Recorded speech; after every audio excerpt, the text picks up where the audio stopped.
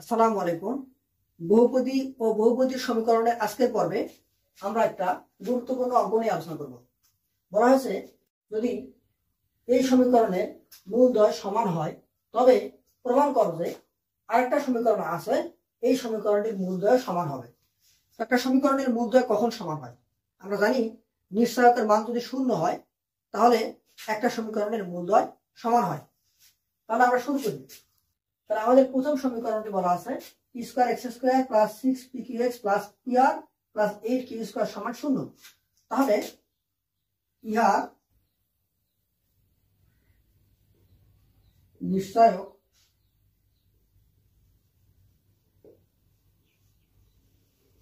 D হলে D সমান B square মানে 6pq minus B square minus 4a মানে 4p স্কোয়ার আর সি মানে এটা pr প্লাস 8p স্কোয়ার। তাহলে এটা হবে 36 p square q square plus minus minus, এটা গুণ দিলে হবে 4p q r plus minus minus 4 32 p square q square. তাহলে 36 থেকে 32 বাদ দিলে এটা হবে 4p square q square minus 4p cube r। এখন এই সমীকরণের মূলদ্বয় বলা হয়েছে কি সমান। তার প্রশ্ন হতে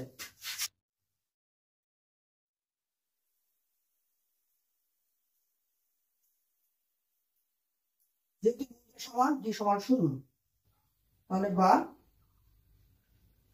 4p square q square minus 4p cube r সমান 0।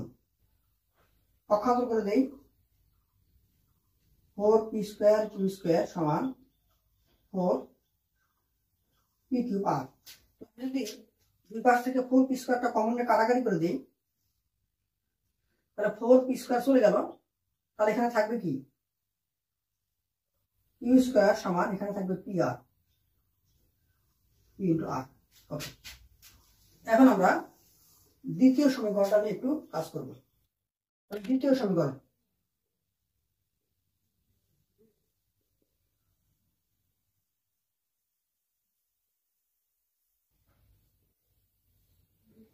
দ্বিতীয় সমীকরণটি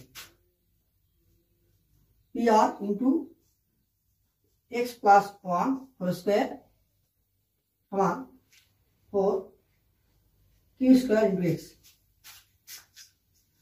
তাহলে আমরা এই যে pr কে এখন লিখতে পারবো কি q স্কোয়ার, এক নম্বর সমীকরণ থেকে আমরা পাইছি q square x plus 1 whole square সমান 4q স্কোয়ার x। দুই পাশ থেকে q স্কোয়ার চলে গেল, তাহলে এখানে থাকবে x প্লাস 1 হোল স্কোয়ার, এখানে ভেঙে ফেলি square plus 2ab plus b square, আর এই q স্কোয়ার চলে গেল, এখানে থাকবে 4x। ওকে,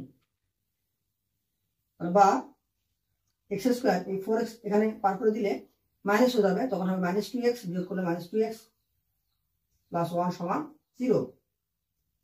আচ্ছা, তাহলে এই যে সমীকরণ, এখন ইহার নিশ্চয়ক আমি বের করবো।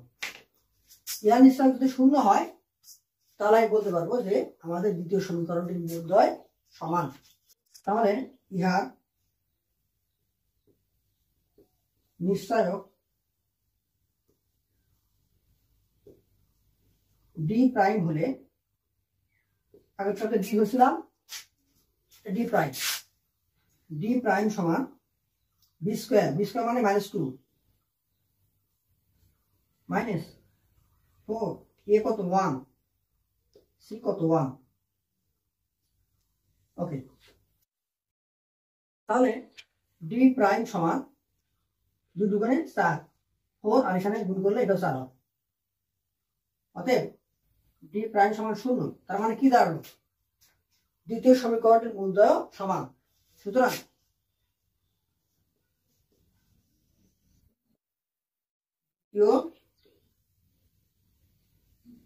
সমীকরণটির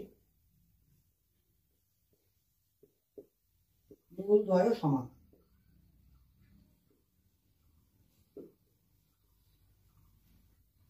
প্রমাণিত।